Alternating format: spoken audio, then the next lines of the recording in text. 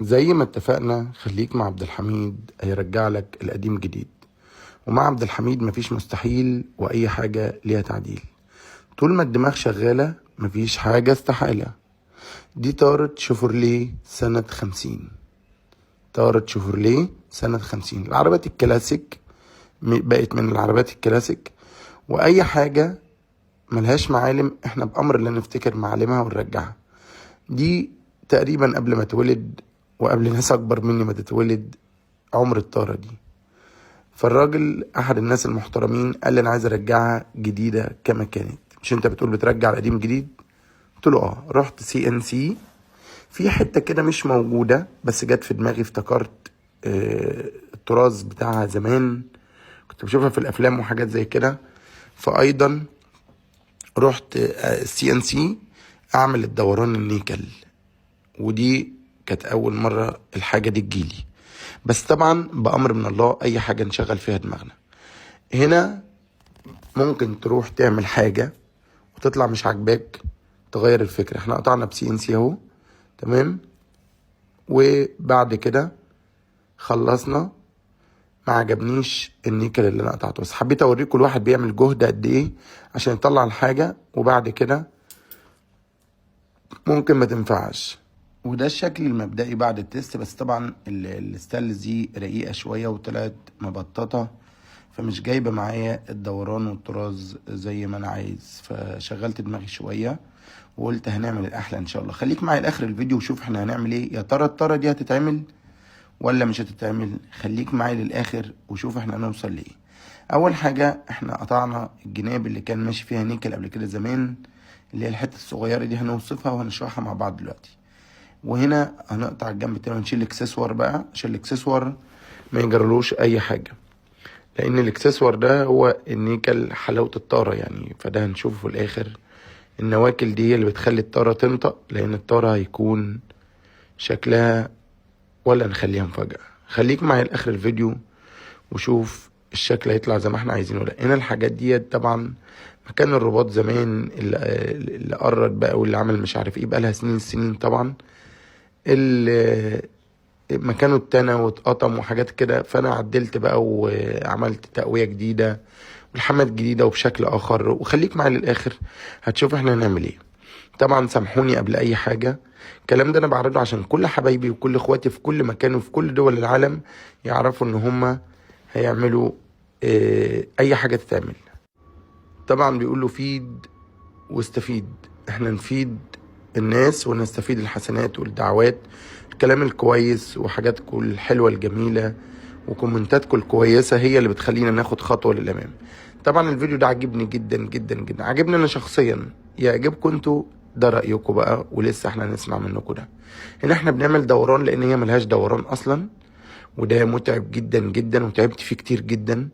وبفضل الله تواصلنا لأحلى حاجة، مش كمان اللي متوقع، أحلى من المتوقع.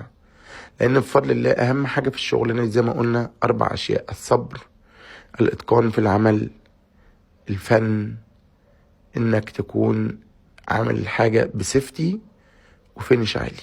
وده مهم جدا جدا، ما تستعجلش. الصبر ده أساسه. وزي ما انتم شايفين كده، لا بكوليز بقى ولا الكلام ده، عشان نشوف ان احنا لازم ناخد المقاس قد ايه. ده بنلمحه على حاجة معينة، ودي مش هقولها في الاخر بلمح الحاجات دي ازاي. زي ما قلنا بنظرة فنية. النظرة الفنية دي محتاجة ان انت تكون حابب الشيء قبل اي حاجة عشان تقدر تعمل الشغل المظبوط. وخلافه طريقة اللحام والمادة، لان طبعا اللي احنا بنلحم فيها ديت زي عاج كده اللي هو بتاع زمان بقى. وكمان الحتة او القطعة اللي تحت ألمونيا او انتمونيا يعني، تمام. ودي هنشوف مع بعض واحنا بنلحم، وهوريكم بنلحم ازاي. هنا قلنا ناخد حتة بلزق كده عشان نبتدي نعمل عصب والدوران. دي اول حاجة في الدوران اللي هنرسمه، عشان لسه في قصة في الدوران ده قصة بقى تانية جميلة جدا هتشوفوها مع بعض. ان احنا هنعمل دورية تانية تحت دي، يبقى 3 دوريات. يبقى الألمونيا اللي تحت بعد كده اللي في النص، بعد كده اللي فوق، بعد كده ناخد 4 عمدان. هنعمل ده ازاي؟ هنشوفه مع بعض. تعالوا نشوف مع بعض الطريقة ازاي، وازاي طريقة الصبر، وازاي نوصل للمرحلة الجيدة من الافكار وحل المشاكل، وان احنا ما يكونش عندنا مشكلة. وزي ما قلنا ان طول ما احنا موجودين عربيتك مش قديمة. هل اي مشكلة ممكن تقابلنا في العربية ليها حل؟ طبعا بفضل الله ليها حل. هل ان احنا لما بنحل حل جذري؟ طبعا. هل بفضل الله وبأمر الله وبدعواتكم الجميلة الفينش بيطلع على اعلى جودة وسيفتي وامان؟ طبعا. فده هنا بيرجع للثقة. طب اي لحام بتلحمه من ده يا استاذ بيكون اخباره ايه؟ ده ثقة 100% وضمان مدى الحياة. ثقة 100% وضمان مدى الحياة. تعالوا نشوف بقى احنا هنعمل ايه. اول حاجة ده العمود اللي احنا بنقول عليه، اكنك بتعمل عمود خرسانة بالظبط وبتشكله. بص التشكيلة بتاعته في الاخر، وانتوا لما تشوفوا ده هتقولوا لي رأيكم، وهتقولوا لي ايه رأيكم في اللي بيتعمل واللي عملناه. تعالوا نشوف مع بعض احنا بنعمل ايه. هنا بقى احنا عملنا العمود اهو. اما تبص لشكل التصوير في الاخر ازاي احنا جايبين دي او ازاي ظابطين دي، هتلاقي ان احنا عاملين حاجة جميلة جدا، وتهيئة في الفينش بتكون على اعلى جودة وبتكون بشكل جميل وكويس.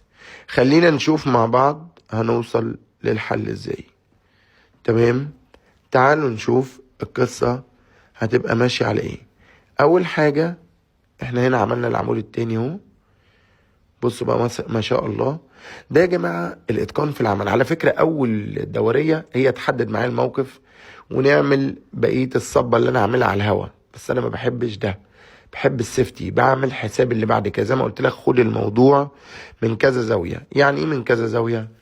يعني خدها من الزاوية بتاعة اللحام، ومن زاوية الشكل، ومن زاوية المتانة، ومن زاوية اللي هيفك ويربط، ومن زاوية انها وقعت اتخبطت في الارض مثلا، ومن زاوية اللي هيشتغل بعد منك، ومن زاوية ان في كذا صنايعي ممكن يبقى يفك في العربية ويركب فيها. يعني ايه اللي انت بتقوله ده كله؟ يعني اكنها رجعت جديدة، فلسه هنتعامل معاها من جديد. ما تقولش دي طارة قديمة ومن زمان وخلاص بقى كده هي عمرها انتهى. احنا جددنا عمرها من جديد. تعالوا نشوف مع بعض. هنا خدنا بقى من جوه الكرتونة دي عشان نبني عليه، عشان يطلع الموضوع فيه دوران بالملي وشكله حلو وجميل.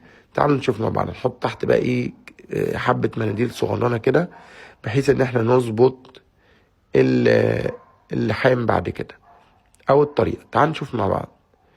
معلش ان الفيديو طويل شوية، بس والله هو كله متعة وكله حاجات حلوة، وانتوا اللي هتحكموا مش انا.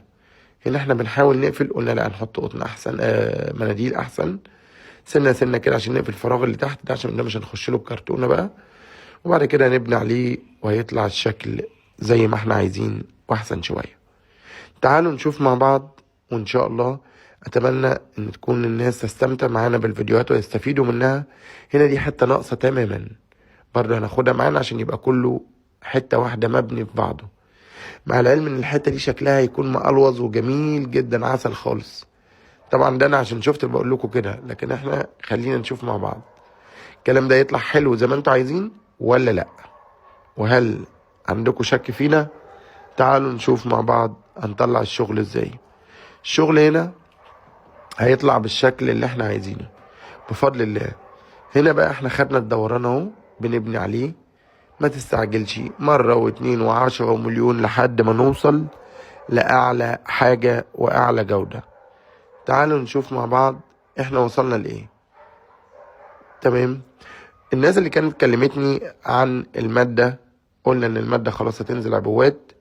الناس بعض من الناس دماغها قليلة على قدها كده، قال لك انت بتبخل علينا بان انت تقول لنا المادة ايه، وليه اقول لك المادة؟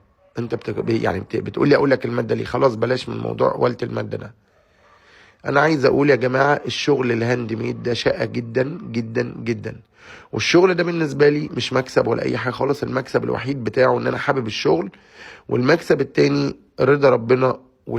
المكسب الاولاني رضا ربنا، والمكسب التاني ان انا حابب الشغلانة، والمكسب التالت حب الناس ليا والناس بتدعي لي. وعايز اقول مع احترامي، بعض من الناس بتيجي تشتغل معايا تعمل حاجة، يعني بيبقى سائل على الحاجة ب5000 جنيه، ويجي عايزني اعملها له ب200 300 جنيه. طبعا وبيشوف الامير قدامه وبيشوف الشغل قدامه، وفاكر ان ده شغل يبقى عادي. يعني عامل زي اللي رايح ياكل في مكان كده على اعلى جودة واعلى مكان، ويقول لك انا عايز اكل زي اي مكان شعبي. اللي هو ازاي؟ بعضكم فوق بعض درجات في كل شيء. زي ما في بتاع اكل على قده، في بتاع اكل بروفيشنال. لا يستوي هذا بهذا. زي ما في مكان شعبي تسكن فيه، زي ما في مثلا مدينة او مكان كويس تسكن فيه، لا يستوي هذا بهذا. واحد بيلحم لحمات بروفيشنال وبيرجع القديم جديد وعلى اعلى جودة وشغل هندميت، ومش موجود دلوقتي ومش موجود في اي حتة في العالم. وتبص تلاقي الناس فاكر ان ده زيه زي اي واحد شعبي، مع العلم ان الشعبي بياخد مبالغ رهيبة.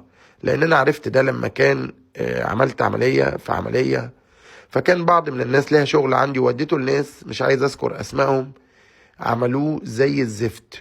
الله يسهل لهم، عملوه زي الزفت وخد اعلى فلوس. وهو الشغل كده اذا كان عاجبك. ازاي يا جماعة تعملوا معايا كده؟ هو كده يا عم. طيب ماشي. فما لقيت شغل الناس وحش جدا وبياخدوا فلوس كتيرة جدا، فانا لما بقيت في اقول فلوس ومش اعلى حاجة، الزبون جاي عايز يعمل حاجة ببلاش على اقل سعر واحسن حاجة. وده طبعنا من زمان. عايزين اهم حاجة تكون ارخص حاجة وتكون احلى حاجة.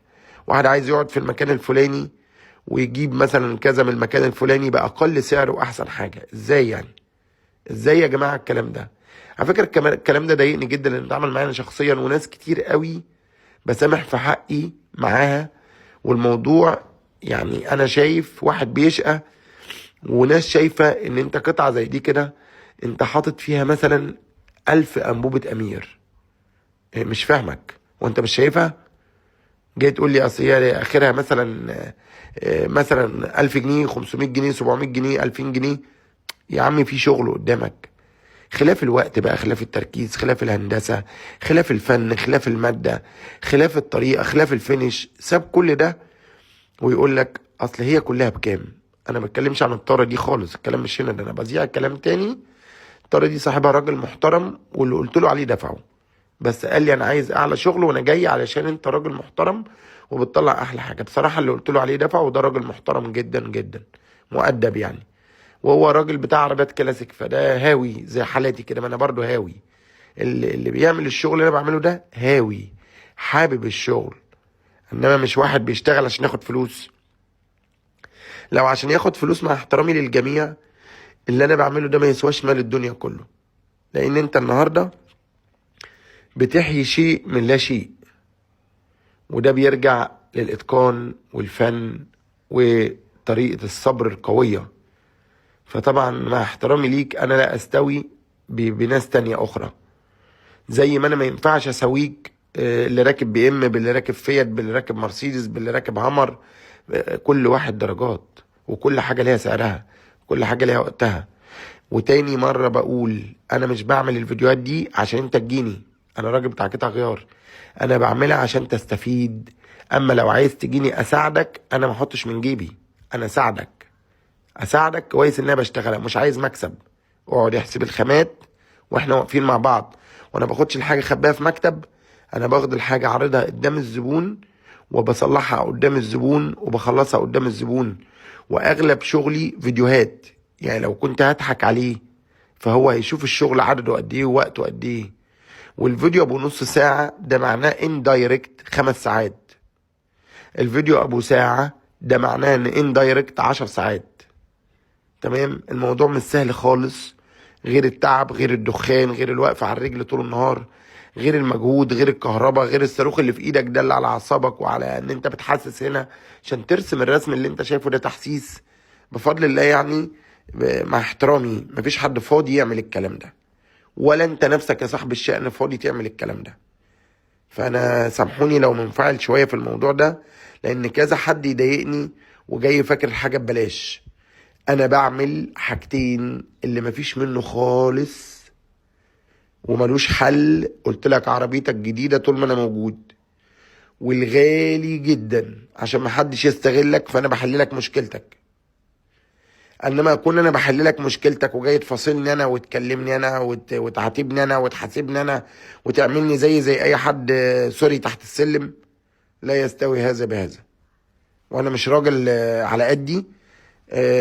طبعا اللي بيخلي الدكتور العالمي ربنا اللي خلاه دكتور عالمي، وبمجهوده وتعبه وسهره وذاكر كتير عشان يوصل يبقى دكتور عالمي. هو ما نامش صباح لقى نفسه دكتور عالمي، او هي الناس جت حطته في الحته الفلانيه وقالت له تعالى يا دكتور يا عالمي. تمام. فيا جماعه نقدر اللي بيقدر وما نجيش على حد، وكل واحد لازم يراعي ربنا في اللي بيقابله. هنا ده الطوق ده انا عملته على ايدي بقى حديد زي ما انتوا شفتوا، عشان ما عجبنيش التاني، وده من ضمن الاتقان في العمل، من ضمن الاتقان في العمل. قلت اعمل طوق على ايدي، وطبعا جبت سبراي استانلس. تمام. عشان ارش اللي هو نيكل يعني انكلها. وطبعا مش ده اللي في خيالي، انا خيالي اعلى من كده، بس برضو ده اللي في متناول ايدي، وبرده ما طلعش وحش الحمد لله، طلع على اعلى حاجه واعلى جوده.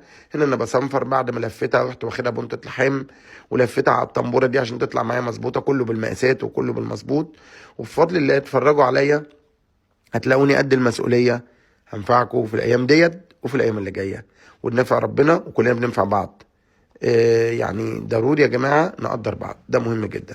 وسامحوني لو انفعلت شويه، بس بصراحه يعني حد جه ضايقني جدا النهارده، فانا بشكر كل الناس، وما احبش ان ده مش اول واحد يضايقني، ناس كتير ضايقتني وانا ما بحبش اتكلم، بس يعني الواحد بيحب يراضي الجميع ويجبر بالخواطر. وعشان تبقى شاطر لازم يكون عندك جبران الخواطر.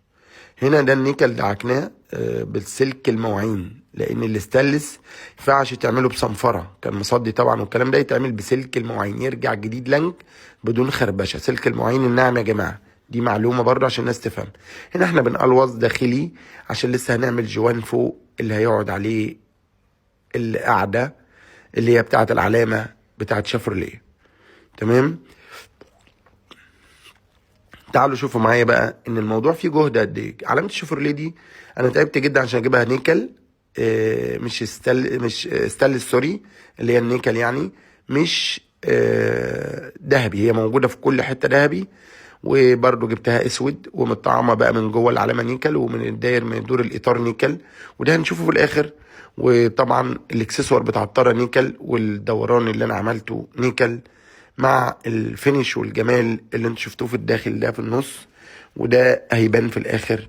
ومع المجهود القوي الرهيب في كل حاجة في الطارة دي، انا عملت مجهود الفينش والطريقة، وان احنا نوصل للحل الجذري الجميل زي ما انتوا شايفين. فهنا زي ما انتوا شفتوا حضراتكم كده، احنا بنحاول نطلع احلى حاجة. تمام. وطبعا الحمد لله برضا ربنا وبدعواتكم الجميلة بنوصل للحاجات الحلوة. واللي بيصبرني على الناس الصعبة، الناس الجميلة الحلوة اللي بتدعي لنا، اللي بتشجعنا، اللي بتدعمنا، اللي بتقول لنا كلام حلو، اللي بتقدر مجهودنا، اللي شايفانا تعبانين وبنشقى.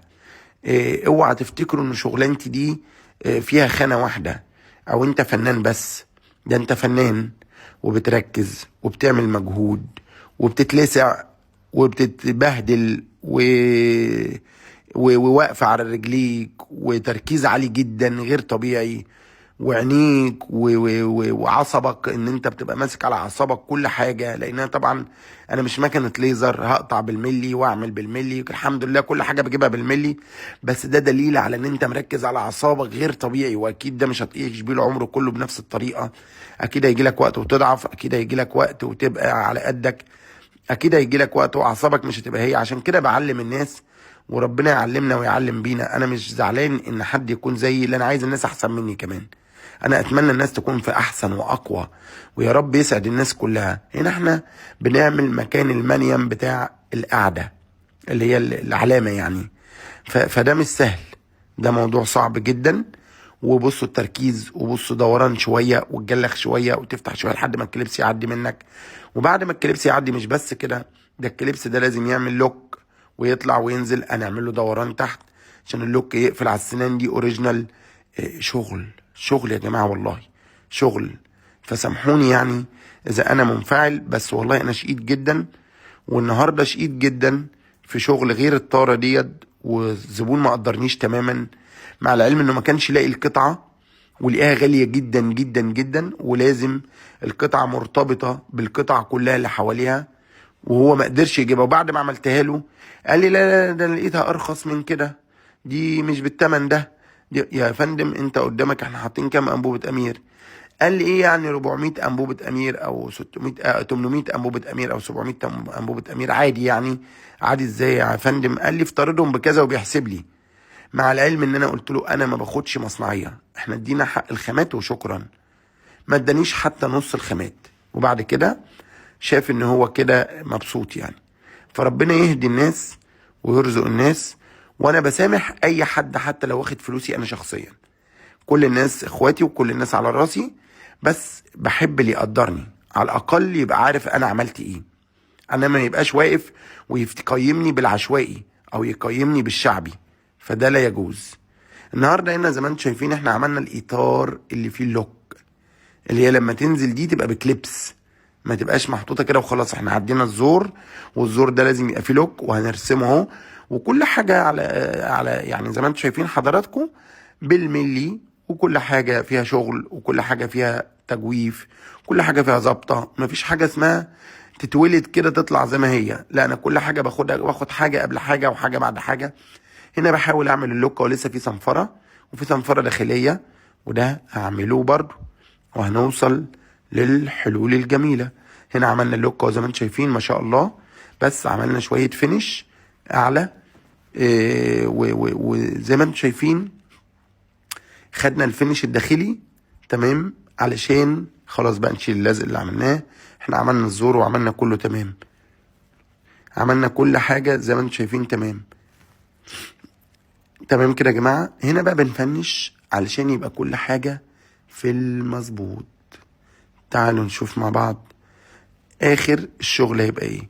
سامحوني لو انا انفعلت، انا اسف، انا ما بنفعلش خالص، بس في ناس بتيجي عليا يعني بتيجي عليا بطريقه غير طبيعيه، وانا بعدي الموضوع وبقول عادي عادي عادي. بس عادي لامتى؟ عادي ضيع في صحتي ومجهود؟ هو ربنا قال كده؟ كان الانسان بنفسه بصيرة.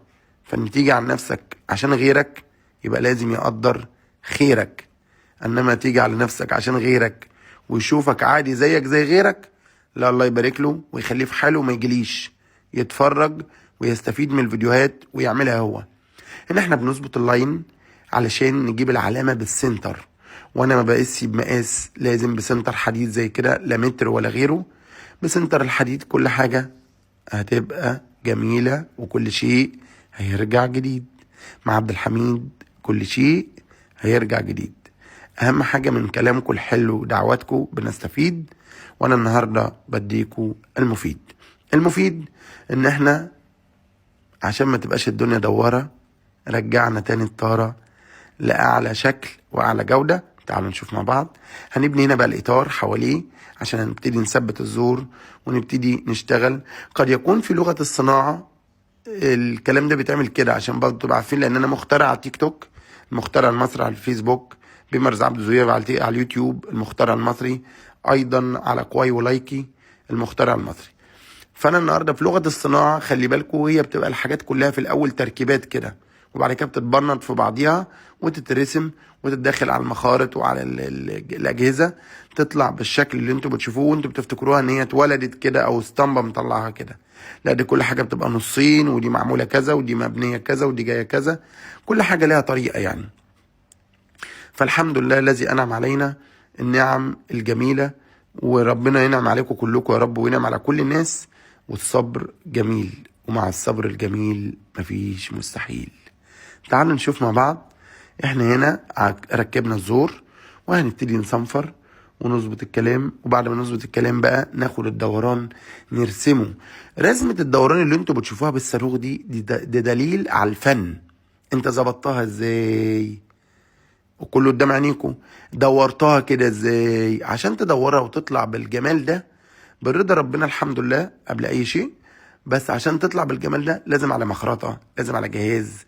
انما بايدك كده تقعد تطلعها بالجمال ده وبالدوران والحاجات الحلوة دي، ومش دي طالعة ولا دي نازلة. خلي بال حضراتكم ان انا لما بحط معجون برسم بيه بس، ولكن انا راسمها من الاول.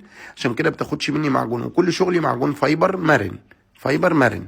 الحاجات الثابته فايبر ثابت، والحاجات المرنه فايبر مرن. وده موجود عند بتوع البويات. تمام. والشغل بتاع الاسود فوكس مات. عشان كذا بعض من الناس سالوني ايه الاسود اللي انت بترشه اللي بيرجع؟ لون الفابريكا. لون الفابريكا مش اسود. تمام. فهنا حابب اقول لحضراتكم ان احنا شغالين بالطريقه اللي انتم شايفينها. هنا بقى بنمعجن بنلقط الحتت الصغنونه، وهنبتدي نفنش ونبتدي نسحق ونبتدي وش في وش في بطانه ومع بعض واحده واحده. تمام. هنا بقى زي ما انتم شايفين واحنا بنصنفر وبناخد الشغل بالشكل ده. بعد ما خدنا الشغل بالشكل ده صنفرة في صنفرة، الموضوع مش من لقطة كده يا جماعة، انا بس بوريكم نبذة عن الموضوع. وعلى فكرة انا مش عامل طارة واحدة، انا عامل طارتين. انا بس موريكم الطارة اللي هي الاساسية اللي فيها الشغل الكتير. الطارة التانية برضو فيها شغل بس مش زي دي، وطبعا عملتها وخلصتها برضو ليها فيديو بس مش دلوقتي. خلينا بس في الفيديو المهم ده، وازاي الصبر وازاي تطلع الحاجة كويسة، وهو ده الفينش وهو ده الشغل العالي. وعشان الانسان يفضل دايما غالي يعرف ان انا شغلي عالي. عشان اقول لكم ان انا بحبكم، اتقوا فيا ربكم فانا اكتر احبكم. فزي ما انتم شايفين الشغل متعب للغاية. واحد من الناس لازم بيجي يكلمك يقول لك ان الشغل ده محتاج صعوبة، محتاج ان انت تتعب اكتر من كده في شغل معين، لان هو شايف ان الشغل بتاعك ده شغل عادي، بما انه بيتكلم في الفلوس والكلام ده. خليكم شفتوا اللي احنا عملناه. وخلينا نتكلم النهاردة عن الاطار اللي انا صنعته، اللي هو النيكل الاستانلس ده. تمام. ده اللي انا خدته وش بويا من جديد استانلس. طبعا هو مش هو البويا اللي انا عايزها، بس هو ده اللي موجود في السوق. انا عايز اقول الطاره بعد ما تفنشت بالشكل ده تقولوا لنا رايكم. تعالوا نشوف احنا بنقفل الطاره ونطلع الشغل على 10 على 10 ونطلعه على اعلى جوده. تعالوا نشوف مع بعض ازاي. تمام.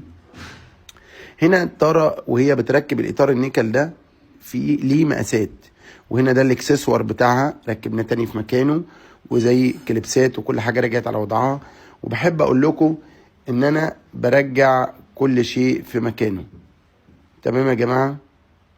بقول لك كل فنان غير التاني، وكل فنان بيتقدر غير التاني. عادل امام غير ممثل عادي، غير ممثل اخر، غير ممثل بشكل اخر. وكل واحد شاطر في حتته، وكل واحد ليه حتة معينة. وفي ناس ملهاش بديل زي الفنانين الكبار العمالقة، ملهمش بديل تاني. مع احترامي لكل الفنانين وكل الناس الجميلة وكل الناس زي الفل على راسي، بس درجات. زي ما انتم شايفين احنا بنسنتر اهو 3 صوابع 3 صوابع وهكذا. ما بنعملش حاجة كده عشوائي برضو، حتى لو عشوائي بنظرة فنية وبتطلع زي الفل. طريقة اللحام هنا بعد ما خلصنا وفنشنا، المفروض ان انت هنا بتلحم بشكل معنوي، يعني بتلحم بتأني عشان الشغل يطلع كويس، عشان الشغل يطلع جميل. هنا في حالة ان انت بتشتغل في حاجة متفنشة بيكون الشغل اصعب شوية، يعني ما بتشتغلش براحتك، بتشتغل بدقة شوية، وده بالنسبة لي عادي. بس انا بنصح اخواتي عشان لو في حاجة في تابلو في بتاع، كل اخواتي الصناعية تحياتي ليهم، وتحية لكل الناس الموجودين واللي بيشرفونا واللي بينورونا واللي بيسعدونا كل مرة بكلامهم الحلو الجميل. لكن انا عايز اقول لكم ان بالفكر ده مفيش مستحيل. فكروا، تتغيروا، تتقدروا، عمركم ما تتمشوروا، لا تروحوا ولا تيجوا بالكلام الاعلى والجميل. ومع عبد الحميد مفيش مستحيل. تعال نشوف الفينش كده في الاخر، والطبة هتركب تك وبس. شوف التكة بتاعتها ولا الهوا. وزي ما انتم شايفين ما شاء الله الشغل عالي، وكل الشغل بيطلع زي الفل. وبكلامكم الطيب وبدعواتكم تقولوا لنا رايكم، وانا بحبكم. تحياتي لكم كلكم. استنونا طبعا في فيديو جديد وفكره جديده وحل مشكله جديده. تقولوا لنا رايكم، وتقولوا لنا ايه رايكم في الشغل بعد ما طلع، والطاره بقت شكلها عامل ازاي في المنظر العام. والطاره سنه 50 ما تنسوش يا جماعه. شوفرليه سنة 50. عشان تعرفوا احنا مين، رجعنا طارة جديدة شوفرليه سنة 50. اي عربية كلاسيك يا جماعة اقدر ارجع لك السلعة اللي انت مفتقدها، او اللي ملهاش بديل، او اللي ملهاش وجود. في حالة ان احنا مش لاقيين لها حل، انا بجيب لها حل. استنونا في فيديو جديد وفكرة جديدة وحل مشكلة جديدة، والى اللقاء. وهنا الشقاوة والشغل بآخر حلاوة، وعشان الشغل يبقى مليان غناوة بنعمله لك آخر شقاوة زي ما احنا مطلعينه كده بالشكل والجمال والحلاوة. والحكم حكمكم وانا بحبكم. تحياتي ليكم كلكم. استنونا طبعا في فيديو جديد وفكرة جديدة وحل مشكلة جديدة، وتقولوا لنا رأيكم، والى اللقاء. وتحياتي للجميع، ان شاء الله اللي جاي احسن واقوى. وبشكر كل الناس اللي بتتابعنا.